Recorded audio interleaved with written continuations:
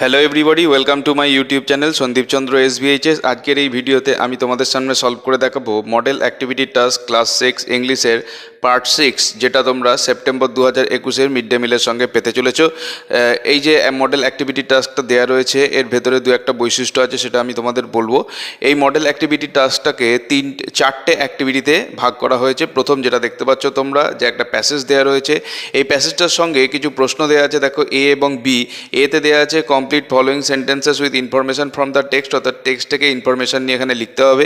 আমি এটা তোমাদেরকে খাতায় করে দেখাবো, কিন্তু এখানে একটা গুরুত্বপূর্ণ জিনিস হচ্ছে, এই প্রথমবার কিন্তু এখানে মার্কস দেওয়া হয়েছে। এখানে 3টে ঘরের জন্যে 1 নম্বর করে 3 নম্বর দেওয়া হয়েছে, সুতরাং আমাদের এইগুলো খুবই সতর্কভাবে করতে হবে।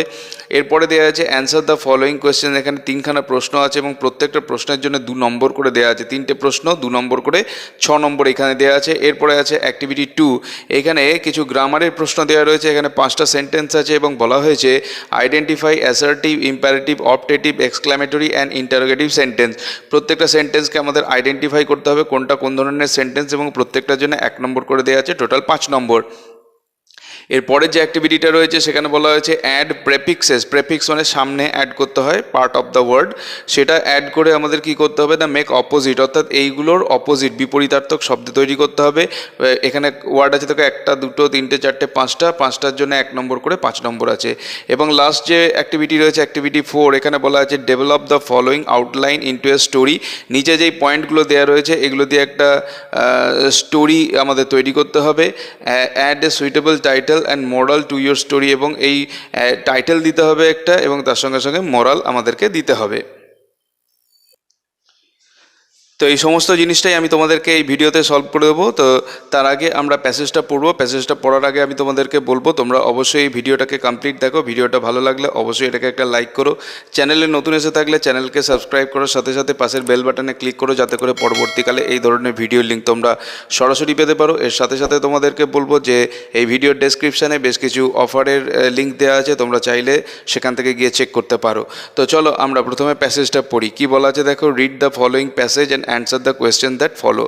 বলা আছে 1001 Nights is a collection of the Middle Eastern folk tales compiled in Arabic during the Islamic golden age. অর্থাৎ এই 1001 নাইটস এটা হচ্ছে একটা মিডল ইস্টের যে ফোক মানে হচ্ছে লোককথা, এই লোককথার গল্প, সেগুলোকে একত্রিত করা হয়েছিল আরবি ভাষায় during the Islamic golden age, অর্থাৎ ইসলামিক যখন আর কি স্বর্ণযুগ ছিল সেই সময় এই কাজটা করা হয়েছিল।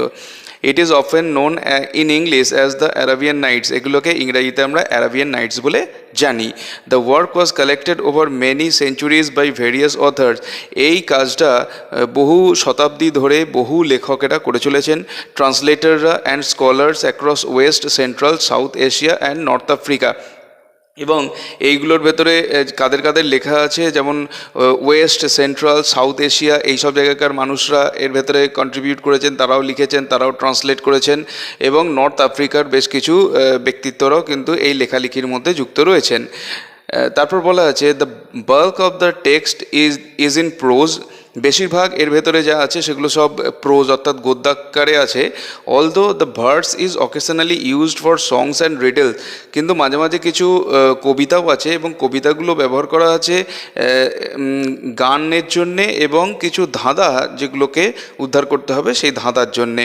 টু এক্সপ্রেস সিরিয়াস ইমোশন, এবং সিরিয়াস ইমোশনকে জাগিয়ে তোলার জন্য ব্যবহার করা হয়েছে। Some of the stories commonly associated with the Arabian Nights. কিছু কিছু স্টোরি যেগুলো হচ্ছে অ্যারাবিয়ান নাইটসের সঙ্গে সরাসরি যুক্ত। In particular Aladdin's wonder lamp, Ali Baba and 40 thieves and the 7 voyages of Sindbad the sailor were not part of Arabian Nights. কিন্তু কিছু কিছু গল্প আছে, যেমন ধরো এই আলাদিনের আশ্চর্য প্রদীপ, বা আলিবাবা দ্য 40 থিভস মানে আলিবাবা 40 চোর, বা সিন্দাবাদ যে জাহাজির যে গল্পগুলো সেগুলো কিন্তু অ্যারাবিয়ান নাইটসের সঙ্গে সরাসরি যুক্ত নয়। In its original Arabic version, যে আরবি ভাষায় যেটা লেখা আছে তাতে কিন্তু এই গল্পগুলো নেই। These stories war added to the collection. এই স্টোরিগুলো আমরা পাই কার কালেকশানে না, অ্যান্টনি গ্যাল্যান্ড বলে একজন ভদ্রলোক, তিনি যে ট্রান্সলেশন করেছিলেন এই আরাবিয়ান নাইটসগুলোর, এতে কিন্তু এই গল্পগুলো রয়েছে। অ্যান্ড আদার ইউরোপিয়ান ট্রান্সলেটার, এবং তার সঙ্গে সঙ্গে আরও কিছু ইউরোপ দেশীয় ট্রান্সলেটার আছেন তাদের গল্পের ভেতরে কিন্তু আমরা এই যে এক্সট্রা গল্প সেগুলোকে পাই। এবার আমরা করব কি না, complete the following sentences with information from the text. এইগুলোর জন্য আমরা চলো খাতায় অ্যান্সারগুলো দেখে নিই। তো দেখো, মডেল অ্যাক্টিভিটিটা ক্লাস 6 পার্ট 6 ইংলিশ সেপ্টেম্বর 2021-এর জন্য activity 1, complete the following sentences with information from the text. এখানে বলা আছে, যে অংশটা দেওয়া রয়েছে সেটা আমি লাল কালিতে লিখেছি। দেখো, the Arabian Nights is a collection of, তারপরে এই অংশটা তোমাকে উত্তরে লিখতে হবে, the Middle Eastern folk tales compiled in Arabic during the Islamic golden age. এই অংশটা তোমরা লিখবে, এটা হবে তোমাদের উত্তর। এরপরে বলা আছে, দেখো 2 নম্বরে এই লাল অংশটা হচ্ছে আমাদের দেওয়া আছে, in the text verse is used for, verse কখন ব্যবহার করা হতো সেটার জন্য উত্তর লিখবে, সংস and riddles and two express serious emotion. এইগুলোর জন্য কিন্তু ভার্সটা ব্যবহার করা হতো। 3 নম্বরে বলা আছে, দেখো, one of the famous translators of the Arabian Nights is, famous translator, one of the famous translator, তার নাম কি? Antoine Galland. এটা হবে তোমার উত্তর, অ্যান্টনি গ্যাল্যান্ড। নেক্সট বিয়ের দাগে বলা আছে, অ্যান্সার দ্য ফলোয়িং কোয়েশ্চেন। 3টে প্রশ্নের জন্য 2 নম্বর করে 6 নম্বর আছে। Number 1, when was the Arabian Nights composed, কখন অ্যারাবিয়ান নাইটসকে কম্পোজ করা হয়েছিল বা লেখা হয়েছিল? অ্যান্সার হচ্ছে, the Arabian Nights was composed during the Islamic golden age, অর্থাৎ ইসলামিক স্বর্ণযুগের সময় এই আরাবিয়ান নাইটসটা লেখা হয়েছিল। এরপরের যে প্রশ্ন আছে 2-এর, in which language was it originally written, originally মানে মূলত কোন ভাষায় এটাকে লেখা হয়েছিল? এর উত্তর হচ্ছে, it was originally written in Arabic language, অর্থাৎ আরবি ভাষায় লেখা হয়েছিল। এরপর হচ্ছে 3-এর দাগে, এই প্রশ্নটা একটু বড় আছে, how did the English translation of Arabian Nights differ from the original version, অর্থাৎ ট্রান্সলেশন যেটা হচ্ছে অরিজিনাল যে লেখাটা তার সঙ্গে ট্রান্সলেশন ইংরাজিতে যে ট্রান্সলেশন করা হয়েছিল দুটোর মধ্যে পার্থক্য জায়গাটা কোথায়? এর উত্তরটা হচ্ছে, some stories like Aladdin's wonder lamp, Ali Baba and the 40 thieves and the 7 voyages of Sindbad the sailor were not part of the Arabian Nights in its original Arabic version, অর্থাৎ এই গল্পগুলো কিন্তু এই অ্যারাবিয়ান নাইটসের যে অরিজিনাল ভার্সন তার ভেতরে ছিল না। In this way, the English translation of the Arabian Nights differed from the original version. এইভাবেই কিন্তু অ্যারাবিয়ান নাইটসের অরিজিনাল ভার্সনের সঙ্গে ইংলিশ ট্রান্সলেশনের পার্থক্য আমরা পাই। এবার দেখো, অ্যাক্টিভিটি 2-তে বলা হয়েছে, identify assertive, imperative, optative, exclamatory and interrogative sentence. এই অ্যাসার্টিভ মানে হচ্ছে সাধারণ বর্ণনামূলক বাক্য, ইম্পারেটিভ মানে হচ্ছে যেখানে আমাদের অর্ডার করা হচ্ছে, অর্ডার রিকোয়েস্ট করা হয় সেই ধরনের, অপটেটিভ মানে যেখানে প্রার্থনা করা হচ্ছে সেই ধরনের, এক্সক্লামেটরি মানে হচ্ছে হঠাৎ আবেগ যে যার বহিঃপ্রকাশ ঘটে যে ধরনের সেন্টেন্সের মাধ্যমে সেই ধরনের, এবং ইন্টারোগেটিভ মানে হচ্ছে প্রশ্নবোধক। এর জন্য এক একটার জন্য 1 নম্বর করে 5 নম্বর আছে। প্রথম যেটা রয়েছে, দেখো, hurray we have won the match. এখানে হঠাৎ একটা ইমোশন দেখা যাচ্ছে যে হঠাৎ করে আমরা জিতে গেছি, তখনই আমাদের এই আবেগের বহিঃপ্রকাশ ঘটছে, সেই জন্য এটাকে আমরা বলবো এক্সক্লামেটরি সেন্টেন্স। 2 নম্বর যেটা রয়েছে, হোয়াট ইজ ইউর নেম, সাধারণভাবেই বুঝতে পারছো এখানে একটা জিনিস জিজ্ঞাসা করা হচ্ছে, সেই জন্য এটাকে আমরা বলবো ইন্টারোগেটিভ সেন্টেন্স। 3 নম্বরে বলা হচ্ছে, Neeraj Chopra one gold medal in the Tokyo Olympics. এখানে একটা সাধারণ ঘটনার বর্ণনা করা রয়েছে, সুতরাং এটাকে আমরা বলবো অ্যাসার্টিভ সেন্টেন্স। এরপরটা বলা হচ্ছে, ওপেন দ্য ডোর, বুঝতে পারছো এখানে একটা অর্ডার করা হচ্ছে দরজাটা খোলো, তো এইটা হচ্ছে একটা ইম্পারেটিভ সেন্টেন্সের উদাহরণ, তাই এটার উত্তর হবে ইম্পারেটিভ সেন্টেন্স। এবং লাস্ট যেটা আছে, মে গড ব্লেস ইউ, এখানে একটা উইশ করা হচ্ছে, সুতরাং এটা হচ্ছে অপটেটিভ সেন্টেন্সের উদাহরণ। এরপরে আসছি আমরা অ্যাক্টিভিটি 3-তে, যেখানে বলা হচ্ছে, add prefixes to the word to make opposite. এর সঙ্গে আমরা প্রেফিক্স যোগ করে অপোজিট করব। কীরকম হচ্ছে দেখো, প্রথমটা দেওয়া আছে রেসপেক্ট, রেসপেক্ট মানে শ্রদ্ধা করা, তার জন্যে আমরা আগে দেবো ডিস দিয়ে করব, ডিসরেসপেক্ট মানে হচ্ছে অশ্রদ্ধা। তারপরে আছে কমফোর্টেবল, কমফোর্টেবল মানে আরামদায়ক, এর উল্টো করব আমরা আন যোগ করে দেবো, আন যোগ করে করব আনকমফোর্টেবল মানে হচ্ছে অস্বস্তিকর। এরপরে দেবো ফরচুন, ফরচুন মানে সৌভাগ্য, তার সঙ্গে মিস যোগ করে দেবো মিসফরচুন অর্থাৎ হচ্ছে দুর্ভাগ্য। এরপরে দেখো ম্যাচিওর, ম্যাচিওর মানে হচ্ছে যে পরিণত মনস্ক, সেটার জায়গায় আমরা করব আগে ইম যোগ করে করব ইমম্যাচিওর মানে যে অপরিণত, মানে শিশু এরকম ধরনের বোঝাবে। তারপর হচ্ছে লিটারেট। লিটারেট মানে হচ্ছে স্বাক্ষর, যে লেখাপড়া জানে। তার উল্টো আগে আমরা আইএল যোগ করে দেবো, দিয়ে করবো ইলিটারেট, মানে হচ্ছে যে লেখাপড়া জানে না, অর্থাৎ নিরক্ষর। এরপরে অ্যাক্টিভিটি 4-এ আছে স্টোরি রাইটিং। স্টোরি রাইটিংয়ে আছে একটা স্টোরি পয়েন্ট দেওয়া আছে, তার টাইটেল আমরা প্রথমে লিখছি the stag and his horns. মানে স্ট্যাগ মানে হচ্ছে ওই পুরুষ হরিণ, এবং হর্নস মানে হচ্ছে তার শিং। তো এটার জন্য আমরা লেখা শুরু করছি এইভাবে, a stag once came to a stream. Stream মানে হচ্ছে একটা নদী। একবার একটা ওই পুরুষ হরিণ একটা নদীর কাছে এসেছিল টু ড্রিঙ্ক ওয়াটার, জল পান করতে।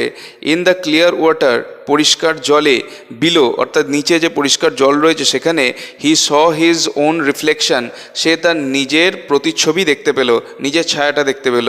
হি অ্যাডমায়ার্ড হিজ বিউটিফুল হর্নস, তার মাথায় যে সুন্দর শিংটা রয়েছে সেটাকে সে খুব প্রশংসাসূচক দৃষ্টিতে দেখলো। But he did not like his thin legs, কিন্তু তার যে সরু সরু পা সেটা তার মোটেই পছন্দ হলো না। সে ভাবলো যে মাথার শিংয়ের মতো যদি পাটাও সুন্দর দেখতে হতো খুব ভালো হতো। Suddenly he heard the bark of a pack of wolves, হঠাৎ করে সে একদল উলভস অর্থাৎ একদল নেগরের চিৎকার শুনতে পেল। He began to tremble in fear, এবং সে ভয়ে কাঁপতে থাকলো। The pack was coming that way, ওই নেকড়ের দলটা ওই দিকেই আসছিল। Away the stag ran for life, the stag ran away for life মানে হচ্ছে সে জীবন রক্ষার জন্যে সেখান থেকে ছুটে পালিয়ে গেল। The pack of the wolves gave the stag a hot chase, ওই যে নেকড়ের যে দলটা সেটা কিন্তু ওই স্ট্যাগকে যথেষ্ট বেগ দিল, মানে ভালো রকম তাড়া করলো। The stag was too swift, কিন্তু হরিণেরও খুব দ্রুত গতি ছিল। অন হিজ স্লেন্ডার লেগস, তার সরু সরু পায়ের জন্যে তারও কিন্তু তীব্র গতি ছিল। Soon he was out of their reach, অর্থাৎ খুব তাড়াতাড়ি হরিণটা এই উল্ফ অর্থাৎ নেকড়েদের নাগালের বাইরে চলে গেল। Suddenly his branching horns got entangled in a thorny bush, হঠাৎ করে তার শাখা প্রশাখা বিশিষ্ট ওই শিংগুলো আটকে গেল একটা কাঁটা ঝোপে। And he could not extricate himself, এবং সেখান থেকে সে নিজেকে কিছুতেই ছাড়াতে পারল না। দ্য উলভস কট হিম, এবং ওই নেকড়েগুলো তাকে এসে ধরে ফেললো। My ugly legs could have saved me, এই অংশটা কোটেশনে লিখবে ল্যামেন্টেড দ্য ডাইং স্ট্যাগ, অর্থাৎ ওই মৃতপ্রায় যে হরিণটা সেটা বিলাপ করে বলল, আমার যে খারাপ দেখতে যে পাগুলো সেগুলো আমাকে হয়তো বাঁচিয়ে ফেলতো। My beautiful horns have cost me my life, কিন্তু আমার সুন্দর যে শিং সেটা কিন্তু তার জন্যেই কিন্তু আমার প্রাণটা চলে গেল।